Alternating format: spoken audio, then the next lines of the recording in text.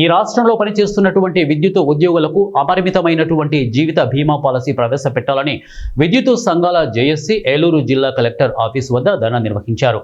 Outsourcing మరియు contract పద్ధతిలో పనిచేస్తున్న ఉద్యోగులకు క్రమబద్ధీకరణ చేసి వారికి సరైన వేతనం ఇవ్వాలని, 20-30 సంవత్సరాలు పనిచేసిన ఉద్యోగులు కనీసం 4,000 పెన్షన్ కూడా తీసుకోలేని పరిస్థితిలో ఉన్నారని, పక్క రాష్ట్రంలో కాంట్రాక్ట్ పద్ధతిలో పనిచేస్తున్న ఉద్యోగులను క్రమబద్ధీకరించారని, అందువలన ఈ రాష్ట్ర ప్రభుత్వం కూడా చేయాలని జేఏసీ అధ్యక్షుడు నాగేశ్వరరావు డిమాండ్ చేశారు.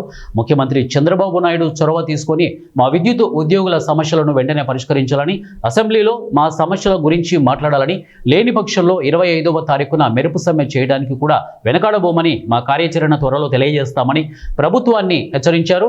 ఈ కార్యక్రమంలో జిల్లా నలుమూలల నుంచి విద్యుత్ సంఘ నాయకులు, ఉద్యోగస్తులు భారీ ఎత్తున పాల్గొన్నారు. మా స్టేట్ జేఏసీ ఇచ్చిన పిలుపు మేరకు ఇప్పటికే 7వ రోజు అయింది. ప్రతి ఒక్క విద్యుత్ ఎంప్లాయీ కూడా రక్తం ఉడికిపోతుంది, ప్రతి ఒక్క మేనేజ్మెంట్ మీద కానీ ఈ ప్రభుత్వం మీద కానీ. దయించి గౌరవ సీఎం గారు మరియు డిప్యూటీ సీఎం గారు కలగజేసుకొని విద్యుత్ ఉద్యోగుల యొక్క న్యాయపరమైన కోరికలన్నీ తీర్చాలని చెప్పి చాలని జీతాలు ఉన్న మా కాంట్రాక్ట్ వర్కర్లందరినీ రెగ్యులర్ చేయాలని, ఈపీఎఫ్ టు జీపీఎఫ్ ఖచ్చితంగా అమలు చేయాలని, పెండింగ్ లో ఉన్న డిఏలను అటేపు నేరుగా ఉన్న మేము నా పేరు ఉద్యోగులు కానీ డిఏలు లేక చాలా అలాగే అలాగే రిటైర్డ్